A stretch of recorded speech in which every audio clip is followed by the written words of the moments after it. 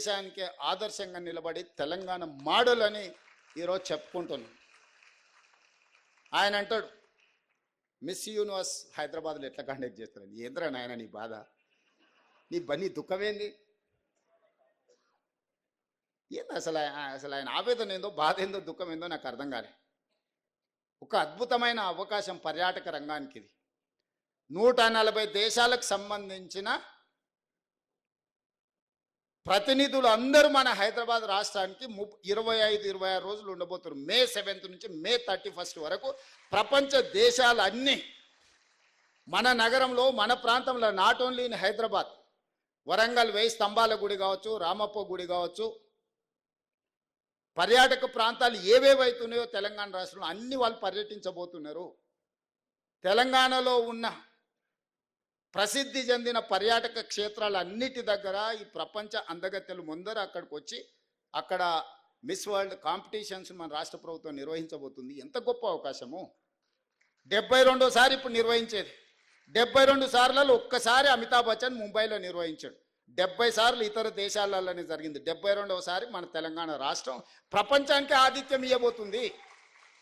3000 channels ప్రపంచం నుంచి మన దగ్గర నెల రోజులు ఉండబోతున్నారు. 3000 ఛానల్స్ అండ్ పేపర్స్ హైదరాబాద్ ఆతిథ్యం ఇవ్వబోతుంది.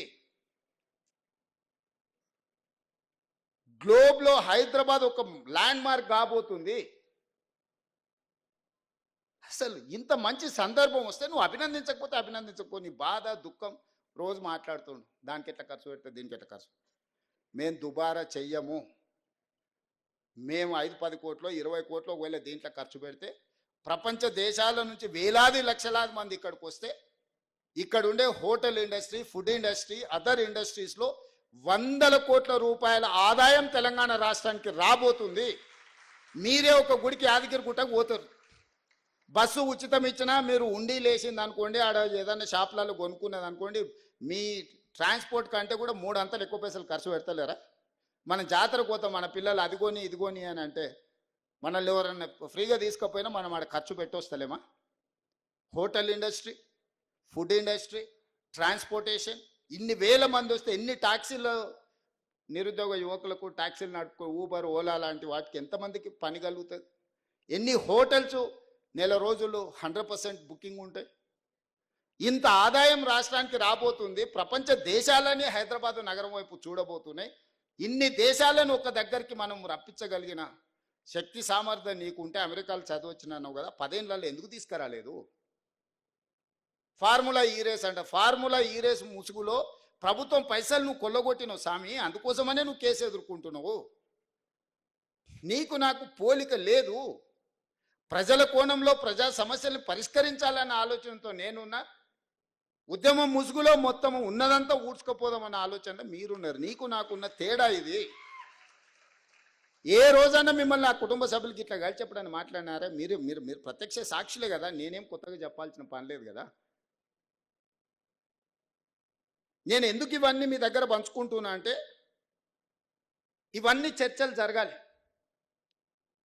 10 సంవత్సరాల వాళ్ళ పరిపాలన, మొదటి 6 నెలలు మనకు పార్లమెంట్ ఎన్నికల వరకు మనం పరిపాలన చేసింది. ఇలా తర్వాత 10 నెలలు మనం పరిపాలన చేసింది. 10 నెలల్లో నేను తీసుకున్న నిర్ణయాలను విశ్లేషించండి. విశ్లేషించి మార్కులు ఇవ్వండి. పట్టు వచ్చిందా, పట్టు రాలేదా? పట్టింపు లేకుండా వ్యవహరించిన మీ విధానానికి, పట్టుదలతో నా రాష్ట్రాన్ని పునర్నిర్మించాలన్న మా విధానానికి పట్టు ఉందా లేదా చూడండి. 8 లక్షల కోట్ల రూపాయలు నువ్వు అప్పులు చేస్తే సంవత్సరానికి మన ఈ 15 నెలల 1,53,000 కోట్ల రూపాయలు ఆయన చేసిన అప్పులకు తప్పులకు అసలు మిత్తి కట్టిన నేను. అంటే నెలకు 10,000 కోట్ల రూపాయలు అసలు మిత్తి. 15 నెలల 1,53,000 కోట్లు ఆయన గారు చేసిపోయిన అప్పులకు తప్పులకు నేను లెక్క కట్టిన, పాయమాలు కట్టిన. ఊర్లలో అంటారు కదా, బందరితో లేరురా పాయమాలు కట్టి చూర్రా అని. సరిగ్గా 15 నెలల 1,53,000 కోట్ల రూపాయలు బ్యాంకులకు నేను, 88,000 కోట్ల అసలు, 64,000 కోట్ల మిత్తి, దాదాపు 1,53,000 కోట్ల రూపాయలు నేను కట్టిన ఈ 15 నెలలు. నియోజకవర్గం కొల్లాపూర్లో కూడా ఆయన ఎంతసేపు సిరిసిల్ల సిద్దిపేట అంటున్నారు. కొల్లాపూర్లో కూడా అధ్యక్ష సోమశిలలో నేను మంత్రి గారు పోయి స్వయంగా ఆనాడు ప్రారంభోత్సవం చేసినాం అధ్యక్ష. అక్కడ బ్రహ్మాండంగా టూరిజం కోసం అక్కడ రిసార్ట్లు కట్టి వాటర్ ఫ్రంట్ లో బ్రహ్మాండమైన కాటేజీలు కట్టి వాటిని కూడా పూర్తి చేసింది కేసీఆర్ గారి ప్రభుత్వం. అధ్యక్ష, వరంగల్లో కాలోజీ కళాక్షేత్రం అధ్యక్ష, ఇప్పుడు వారు చెప్పారు మంత్రి గారు పూర్తి చేశామని. 95% మేము పూర్తి చేసినాం సార్. ఒక 5% ఇక మరి పప్పంతా ఉడికినాక ఉప్పు వారు వేసినారు, గంట కలిపేసినారు, ఇప్పుడు మేము చేసినామని చెప్తున్నారు. సంతోషం అధ్యక్ష. అధ్యక్ష, నేను ఒకటే అడుగుతా ఉన్నా అధ్యక్ష, నేను మంత్రి గారి నుంచి సూటిగా స్పష్టంగా అడిగేది ఒకటే అధ్యక్ష. ఇక్కడ డాక్టర్ బాబాసాహెబ్ అంబేద్కర్ విగ్రహం అధ్యక్ష, భారతదేశంలోనే కాదు ప్రపంచంలోనే అతిపెద్దదైన బాబాసాహెబ్ అంబేద్కర్ విగ్రహం 125 అడుగుల విగ్రహాన్ని పెట్టాం అధ్యక్ష. మరి ఎందుకు అది టూరిజం సర్కిట్ లో పెట్టడం లేదు? ఎందుకు అక్కడ తాళాలు పెట్టి ఎందుకు ఆయనను బందీగా పెడుతున్నారు? ఈ ఏప్రిల్ 14th కన్నా కనీసం తెరుస్తారా?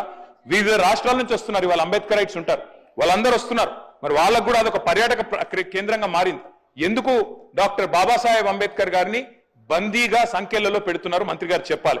అదేవిధంగా తెలంగాణ అమర జ్యోతి అధ్యక్ష, తెలంగాణ అమరవీరులకు చిహ్నంగా మనం కట్టుకున్నాం, దాన్ని కూడా ఇంతవరకు డెవలప్ చేయట్లేదు. దాన్ని కూడా దయచేసి కన్సిడర్ చేయండి అధ్యక్ష. ఒక కంప్లీట్ చేస్తున్నా అధ్యక్ష, సబ్జెక్టే మాట్లాడుతుంది అధ్యక్ష. తెలంగాణ కవులు కళాకారులు గోరేటి వెంకన్న గారు మహబూబ్నగర్ జిల్లాకు సంబంధించిన ప్రజా కవి, అదేవిధంగా దేశపతి శ్రీనివాస్ గారు, అదే మాదిరిగా రసమై బాలకృష్ణ గారు, వీరందరినీ కూడా చట్టసభలకు తీసుకొచ్చింది కేసీఆర్ గారు కాదా అధ్యక్ష? అధ్యక్ష, నేను వారిని మంత్రి గారిని అడుగుతా ఉన్నా అధ్యక్ష, స్పష్టంగా క్లారిఫికేషన్. మీరు చెప్పారు టూరిజం పాలసీ తెచ్చినామని. ఓఆర్ఆర్ని టీఓటీ పద్ధతుల్లో, ఓఆర్ఆర్ని ఔటర్ రింగ్ రోడ్ని టీఓటీ పద్ధతుల్లో మరి 33 ఏళ్లకి ఇస్తేనేమో అది ఘోరమైన తప్పిదం అన్నారు అధ్యక్ష, చాలా పెద్ద స్కామ్ అన్నారు. మరి నేను అడుగుతా ఉన్నా మంత్రి గారిని, మీ టూరిజం పాలసీలో చెప్తున్నారు 99 ఏళ్లకు ప్రైవేట్ వ్యక్తులకు లీజ్ ఇస్తామని చెప్పి మీ టూరిజం పాలసీలో పెట్టినారు. మరి ఇది కరెక్టేనా? ఇది చేయవచ్చునా? అంటే 33 ఏళ్లకు ఓఆర్ఆర్ ఇస్తే అది పెద్ద స్కామ్ అవుతుంది.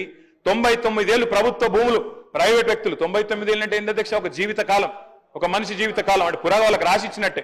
మరి అదెట్లా కరెక్ట్ అయితే చెప్పాలా మంత్రి గారిని నేను అడుగుతా ఉన్నా అధ్యక్ష. చివరిగా నేను ఇంకొక మాట చెప్తా ఉన్నా అధ్యక్ష, నాకు మంత్రి గారు చెప్పింది ఇంటే నవ్వాలా ఏడవాలా తెలియట్లేదు. ఒకవైపు రాష్ట్రంలో 480 మంది రైతులు ఆత్మహత్య చేసుకున్నారు, పంటలు ఎండిపోయి ఏడుస్తా ఉన్నారు. ఇది పీక్ సమ్మర్, నీళ్లు లేవు, తాగునీళ్లు లేక గొంతెండి ఏడుస్తా ఉన్నారు. ఈ పరిస్థితుల్లో మే నెలలో ఎవరో, నిజంగా చెప్తా ఉన్నా అధ్యక్ష, నాకేం వేరే అభిప్రాయం లేదు, కానీ మిస్ వరల్డ్, మిస్ యూనివర్స్ అనే వాటికి ఎప్పుడో పోయింది అధ్యక్ష. వాటికి ఉండే ప్రెస్టీజ్ గతంలో ఇప్పుడు పూర్తిగా పోయింది. కానీ అదేదో పెద్దదో సాధించుకొచ్చినట్టు, అదే అంతర్జాతీయ ఈవెంట్ ఏదో ఇక్కడ జరిగితే ఏదో రాష్ట్రానికి లాభం వస్తుంది, మేమేదో అడ్డుకుంటున్నట్టు నేను అడుగుతా ఉన్నా అధ్యక్ష వారిని. మళ్ళీ మీరు సబ్జెక్ట్ డిబేట్ అవుతుంది. సబ్జెక్టు వారిదే సార్, వారే చెప్పిన మాట. ఏమన్నారు సార్ వారు? ఈ మిస్ వరల్డ్ పోటీల వల్ల క్లారిఫికేషన్ పోయి విమర్శలు. ఎస్ సార్, విమర్శ ఏముంది సార్, వారు క్లారిఫికేషన్ అడుగుతున్నా. మిస్ వరల్డ్ పోటీల వల్ల ఆదాయం వస్తుంది రాష్ట్రానికి, కొలువులు వస్తాయి, ఉద్యోగాలు వస్తాయి అన్నారు. ఎట్లొస్తాయి, ఏడికెళ్ళు వస్తాయి చెప్పాలని చెప్పి నేను కోరుతా ఉన్నా. నెంబర్ 1. నెంబర్ 2 అధ్యక్ష, నేను ఒకటే అడుగుతా ఉన్నా అధ్యక్ష, మిస్ వరల్డ్ కి 54 కోట్లు ఖర్చు పెడితే తప్ప అంటున్నారు. మరి ఫార్ములా ఈలో 46 కోట్లు ఖర్చు పెడితే దాన్ని ఏకపక్షంగా కేబినెట్ అనుమతి లేకుండా రద్దు చేసి అంత పెద్ద ఈవెంట్ ని, అంతర్జాతీయ ఈవెంట్ ని రద్దు చేసిన వాళ్ళు మరి ఇక్కడేమో ప్రభుత్వ డబ్బులు ఖర్చు పెడతాం కరెక్ట్ ఎట్లా అవుతుంది అధ్యక్ష? చివరిగా నేను ఒకటే అడుగుతా ఉన్నా అధ్యక్ష, ఇవాళ టెస్లా అనే ఒక కంపెనీ ఎలక్ట్రిక్ వాహనాల కంపెనీ అధ్యక్ష, భారతదేశంలో యూనిట్ పెట్టాలని చెప్పి ఎదురు చూస్తా ఉన్నారు. ఫార్ములా ఈ రద్దు చేసి అప్రతిష్టను మూతగట్టుకొని ఇవాళ 700 కోట్లు మొదటి రేస్తో వస్తే రాష్ట్ర ప్రభుత్వానికి ఆదాయం, ఆ ఈవెంట్ ను మూర్ఖంగా రద్దు చేయడమే కాకుండా ఇంకా మళ్ళా ఈ రోజు ఇంకో ఈవెంట్ కు 56 కోట్లు ఖర్చు పెడుతున్నాం, తప్పెట్లయిద్దని మంత్రి గారు అంటే నేను అడుగుతా ఉన్నా అధ్యక్ష, ఇది మీ డబుల్ స్టాండర్డ్స్ కాదా? ఇది హిపోక్రసీ కాదా? ఫార్ములా ఈ వల్ల మేము ఆశించింది ఏంటి అధ్యక్ష? తెలంగాణ మొబిలిటీ వ్యాలీ, మీ దివిటిపల్లిలో అమర్ రాజా బ్యాటరీస్ తెచ్చాం అధ్యక్ష. ఎన్కాతలలో స్పీకర్ గారి నియోజకవర్గంలో 1200 ఎకరాల్లో అక్కడ మొబిలిటీ వ్యాలీ పెడుతున్నాం. అదేవిధంగా జహీరాబాద్ లో మ్యానుఫ్యాక్చరింగ్. ఇన్ని చేసిన ప్రభుత్వాన్ని మరి బద్నాం చేసి ఇలా మిస్ వరల్డ్ మాత్రం మొత్తం కొలువులు వస్తాయి, ఆదాయం వస్తుంది రాష్ట్రానికంటే ఎవరిని మోసం చేస్తున్నారు మంత్రి గారిని అడుగుతానో క్లారిఫై చేయాలని కోరుతాను.